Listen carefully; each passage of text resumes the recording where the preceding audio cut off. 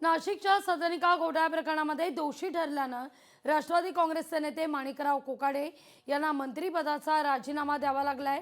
तर दुसरीकडे नाशिक सत्र न्यायालयाच्या निर्णयानंतर रक्तदाब वाढल्यानं माणिकराव कोकाटे मुंबईतल्या लीलावती रुग्णालयात दाखल आहेत। नाशिक पोलिसांनी लीलावती रुग्णालयात पाऊल ठेवताच माणिकराव कोकाटेंची प्रकृती आणखीन बिघडल्याचं मात्र दिसतंय। आता कोकाटेंवर एंजिओग्राफी होणार आहे अशी माहिती समोर आलेली आहे। त्यामुळे आता कोकाटेंना खरंच अस्वस्थ वाटतंय की कोकाटेंचा वेळकाढूपणा सुरू आहे अशी चर्चा आता या निमित्तानं सुरू झाली आहे।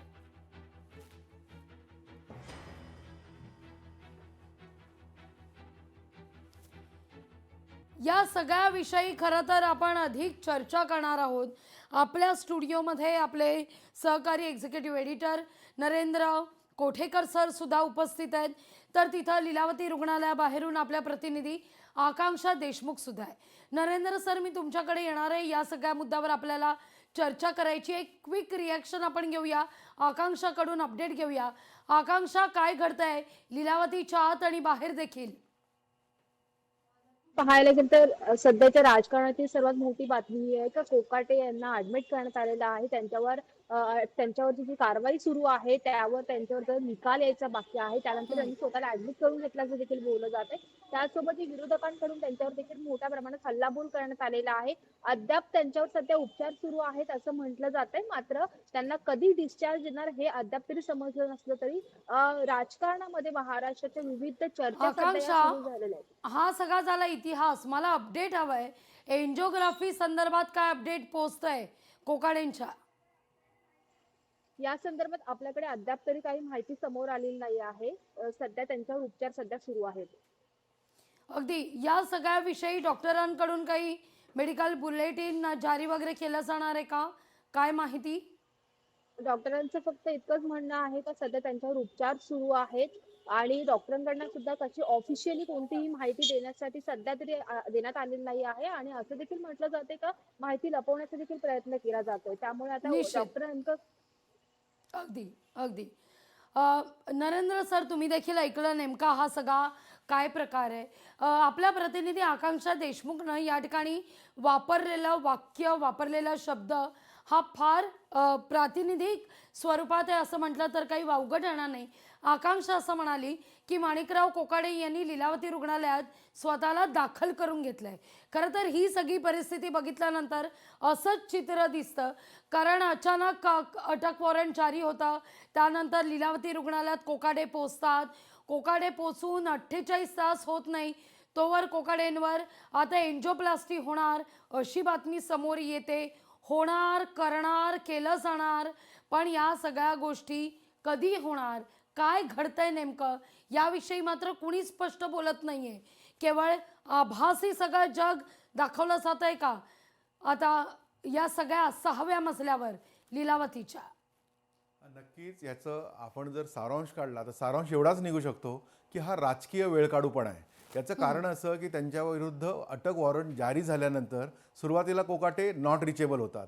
मग असं कळतं की ते अजितदादा पवार यांची भेट घेणार आहेत। मग कळतं अजितदादा पवार आणि मुख्यमंत्री यांची ती भेट घेणार आहेत।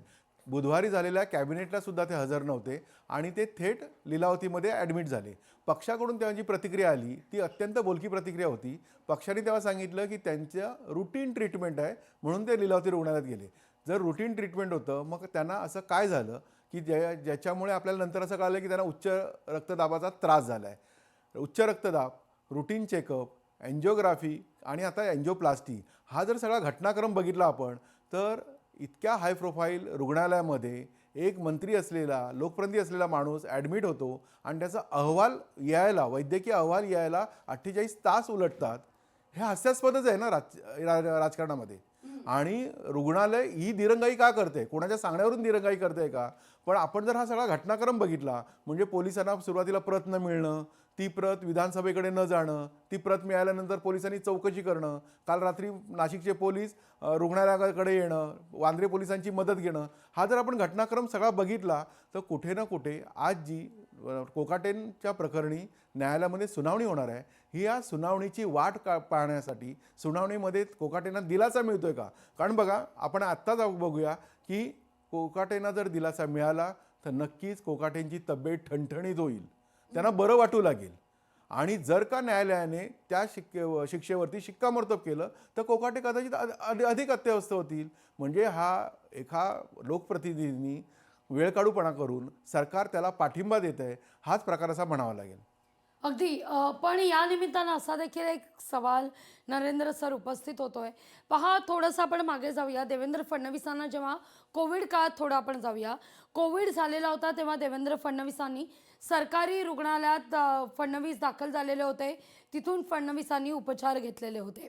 ज्यावेळी छगन भुजबळ यांचं प्रकरण समोर आलं, ज्यावेळी धनंजय मुंडे यांचं प्रकरण समोर आलं, त्याही वेळी त्यांनी रुग्णालयाचा आधार घेतला. पण ते सगळं रुग्णालय ब्रिज कँडी असू दे किंवा लीलावती रुग्णालय असे हाय प्रोफाईल रुग्णालय होती. एकीकडे फडणवीसांचं उदाहरण आहे आपल्याकडे, सरकारी रुग्णालयात जाऊन मुख्यमंत्री, तेव्हा ते मुख्यमंत्री नव्हते, विरोधी बाकावर होते, पण फडणवीसांनी तेव्हा उपचार घेतलेले होते सरकारी रुग्णालयात जाऊन.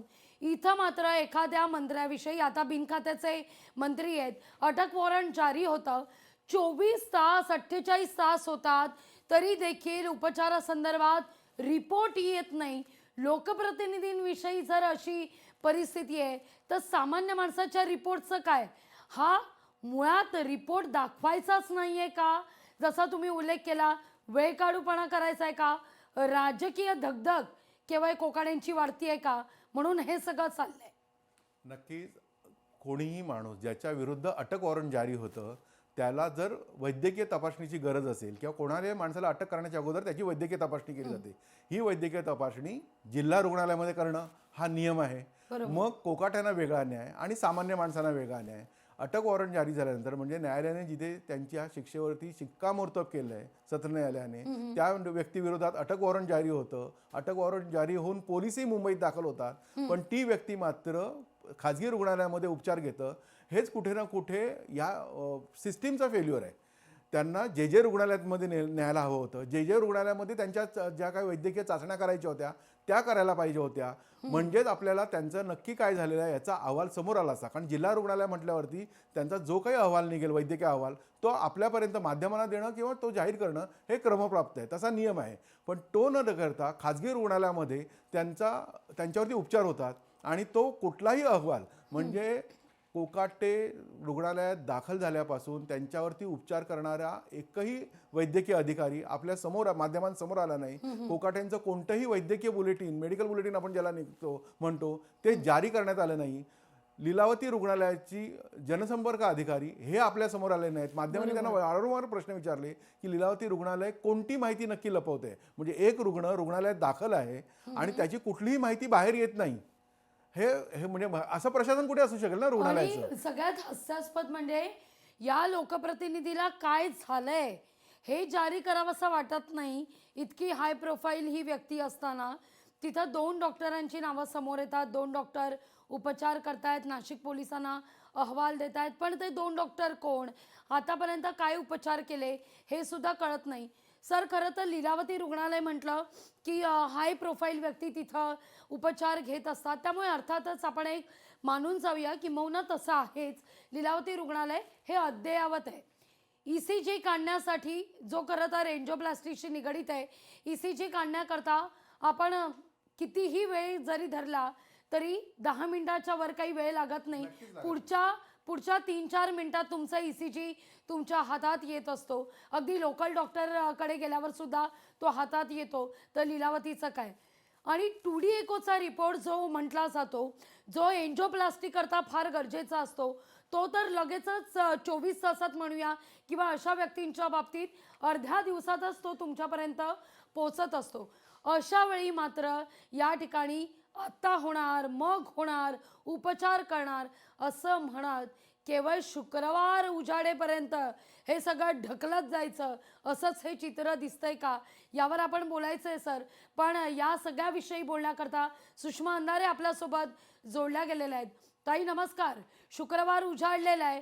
माणिकराव कोकाटेंचं भवितव्य आज मात्र फिक्स होणार असल्याचं म्हटलं जात आहे. कोकाटे शुक्रवारपर्यंत ढकलगाडी करत होते, हे आता महाराष्ट्रानं बघितलेलं आहे. यात जर तरचं काहीच दिसत नाही आहे, कारण अजूनही काही रिपोर्ट आला नाही. कोकाटेंना काय होतंय कळलेलं नाही आहे. काय वाटतंय तुम्हाला?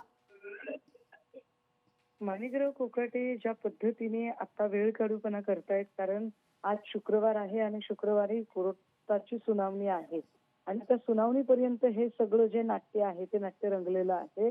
मात्र या सगळ्यांमध्ये पोलीस किती केविलवाणे आहेत, पोलिसांची अवस्था किती म्हणजे वाघ आहे पण वाघाला दात अजिबात नाहीयेत. अशा दात नसलेल्या वाघासारखी केविलवाणी अवस्था राज्याच्या गृहमंत्र्याने जर पोलिसांची केली असेल तर हे अत्यंत अत्यंत गंभीर आहे. या राज्यातली ही जनता जी पोलिसांकडे फार मोठी ताकद असते आणि पोलीस खऱ्या अर्थाने कायद्याचं रक्षण करू शकतात असं वगैरे सांगितलं जाते, त्या पोलिसांना जर कालपासून ताकास्तूर लागू दिला जात नसेल तर हा अक्षम्य हलगर्जीपणा आणि पोलिसांच्या कार्यक्षमतेवर, त्यांच्या तत्परतेवर प्रश्नचिन्ह हे या राज्याच्या गृहमंत्र्यांच्या नाकर्तेपणामुळे लागते. हे फार महत्वाचं आहे. तुम्हीच आता म्हणालात की पोलिसांचा केविलवाणापणा आणि एक लोकप्रतिनिधी, त्याच्यावरती आरोप आहेत, हा आपण मुद्दा गौण ठेवू, पण एक लोकप्रतिनिधी रुग्णालयात दाखल असताना त्याची कुठलीही माहिती 48 तास बाहेर येत नाही, याविषयी एक विरोधक म्हणून तुम्ही जाब विचारणार का? माहिती द्यायला त्यांच्याकडे माहिती असली पाहिजे का? हे क्लिअर आहे ना की अटकेपासून बचाव करण्यासाठी आजाराचं सोंग करून पडलेला माणूस आहे. झोपलेल्या माणसाला उठवता येतं, सोंग केलेल्याला उठवता येत नाही. मी कालही म्हटलं होतं की जर तुम्ही आजारी असाल तर मेडिकल अरेस्ट दाखवता येते. मेडिकल अरेस्ट दाखवावी ना. ताई की सोंग तुमचे आहे उपचार चालू राहू दे. म्हणूनच, सोंग आहे म्हणूनच राष्ट्रवादीकडून कोणीही बघायला गेलं नाही का कोकाटेंना? 2 दिवस झालेत कोकाटे लीलावतीत आहेत अशी बातमी येते, पण राष्ट्रवादीकडून कुठल्याही मंत्र्यांना किंवा नेत्यांना कोकाटेंची साधी चौकशी करावीशी वाटत नाही. कठीण समय येता कोण कामास येतो असं सगळं चाललेलं आहे. अगदी. सुषमाताई खूप खूप धन्यवाद आमच्याशी संवाद साधलात त्याबद्दल. नरेंद्र सर, फार गंमत आहे खरं तर. गेले 2-3 दिवस जर आपण पाहिलं तर थोडंसं यावर आपण बोलूया आणि लीलावतीला सुद्धा जाऊया. आपले प्रतिनिधी आहेत भूषण. खरं तर 2-3 दिवस आपण पाहिलं तर राष्ट्रवादी काँग्रेसच्या नेत्यांची फार चर्चा होताना दिसते. सुरुवातीला धनंजय मुंडे, मग पार्थ पवार आणि आता माणिकराव कोकाटे. या सगळ्यावर खरं तर राजकीय वर्तुळात एक वेगळीच चर्चा आता या निमित्तानं सुरू झालेली आहे. काय वाटतं तुम्हाला? राष्ट्रवादी सध्या हिट लिस्टवर आहे का? हा, म्हणजे आपण कालपासून ही बातमी चालवतच आहे की राष्ट्रवादीचा पाय आणखीन बुडत्याचा पाय जसा खोलात असतो तसा राष्ट्रवादीचा पाय आणखीन खोलात चाललाय. कारण एकामागून एक प्रकरणं ही राष्ट्रवादी येत आहेत. महापालिकांच्या निवडणुका आहेत राज्यामध्ये आणि त्या पार्श्वभूमीवरती हे सगळं होणं हे कुठे ना कुठे राष्ट्रवादीला धोक्याची घंटा आहे ही. निश्चित. कारण सत्तेत जरी असलं तरी अशा प्रकारचे आरोप होणं, अशा प्रकारचे मंत्रिमंडळात व्यक्ती असणं, ज्यांनी अत्यंत म्हणजे कोकाटेंच्या प्रकरणामध्ये जर आपण जर बघितलं तर त्यांनी जो अर्ज केलेला आहे तोच मुळात दुर्बल घटकातला आहे. एक राजकारणात वावरणारी व्यक्ती इतकं खोटं कसं बोलू शकते? तेच पार्थ पवारच्या बाबतीत आहे की तिथे कुठे ना कुठे माहिती लपवली जाते. निश्चित. जिथे सरकारमध्ये सत्यता ही अटळ बाब असते, म्हणजे तुम्ही सत्य कथनच केलं पाहिजे. असं असताना सरकारी लोकप्रतिनिधी किंवा अजित पवारांचा मुलगा हे सत्य कुठेतरी आपल्या लोकांपासून दडवलं जात आहे का, हा प्रश्नचिन्ह आहे. अगदी. निश्चित या सगळ्याविषयी सातत्यानं नरेंद्र सर आपण चर्चा करणार आहोत. थेट जाऊया भूषणकडे. लीलावती रुग्णालयाबाहेर भूषण आहे. भूषण, आज तरी लीलावती रुग्णालयातून काही अपडेट दिले जाणार आहेत का, की आजही मौनम सर्वार्थं साधनम? नक्कीच लागवी साधारण बुधवारपासून माणिकराव कोकाटे हे लीलावती रुग्णालयामध्ये उपचार घेत आहेत आणि एकंदर सुरुवातीला उच्च रक्तदाब सांगितला होता, त्यानंतर आज त्यांची एंजिओग्राफी केली जाणार असं सांगत आहेत. त्यानंतर एंजिओग्राफीचा रिपोर्ट काय येतो हे पाहून हे ठरवून त्यानंतर मग एंजिओप्लास्टी करायची की नाही हे ठरवणार आहे. अशा प्रकारे त्यांचं सध्या माहिती कळत आहे. मात्र ही संपूर्ण माहिती अधिकृत नाही, त्यांच्याकडनं कोणत्याही प्रकारचं बुलेटिन जे आहे मेडिकल बुलेटिन जे आहे ते जारी केलेलं नाही. त्यामुळे हा अत्यंत महत्त्वाचा आणि अत्यंत गंभीर हा मुद्दा आहे. एक प्रकारे लोकप्रतिनिधी या संपूर्ण रुग्णालयामध्ये जे हाय प्रोफाईल व्यक्ती आहेत आणि एकंदर जे मंत्रिमंडळात होते त्यांनी नुकताच राजीनामा दिलेला आहे. त्यामुळे असा हाय प्रोफाईल व्यक्ती इथं या एकंदर उच्चभ्रू अशा प्रकारे रुग्णालय येतो, त्यानंतर तिथे उपचार घेतो. मात्र या संपूर्ण रुग्णालयाकडनं कोणत्याही प्रकारची माहिती दिली जात नाही, हे अत्यंत गंभीर बाब आहे. त्यामुळे या संपूर्ण गोष्टीचा कुठेतरी निषेध सध्या सामान्य नागरिक सुद्धा करता आपल्याला पाहायला मिळत आहे. त्यामुळे या संपूर्ण गोष्टीमध्ये नेमकं दडलंय काय हे अत्यंत महत्त्वाचं आहे. साधारण 11 वाजता किंवा 12 वाजता आज कोकाटे यांची याचिका आहे त्यावर देखील सुनावणी पार पडणार आहे. त्यामुळे सुद्धा कुठेतरी हा वेळगावीपणा चालला आहे का, सुरू आहे का, हा देखील अत्यंत कळीचा मुद्दा आहे. त्यामुळे कुठेतरी या संपूर्ण गोष्टीवर कुठेतरी संभ्रम जो आहे तो आपल्याला सतत वाढताना पाहायला मिळत आहे. एकंदर चर्चा जी आहे आपल्याला रंगताना पाहायला मिळत आहे. एकंदर आज त्यांची एंजिओग्राफी केली जाणार आहे. एंजिओग्राफी केल्यानंतर त्याचा रिपोर्ट काय होतो हे देखील पाहणं अत्यंत महत्त्वाचं असेल. एंजिओग्राफीमध्ये नेमकं काय होतं, काय सिद्ध होतं हे देखील महत्त्वाचं असेल. त्यानंतर अगदी भूषण, पण मुळात आता या सगळ्या संदर्भात हायकोर्टात सुनावणी पार पडल्यानंतर माणिकरावांना दिलासा मिळाल्यानंतर एंजिओप्लास्टीला सुद्धा पूर्णविराम मिळणार का, हा देखील मुद्दा या निमित्तानं उपस्थित होतोय. लोकशाही मराठी ऐका, पहा, जागरूक रहा.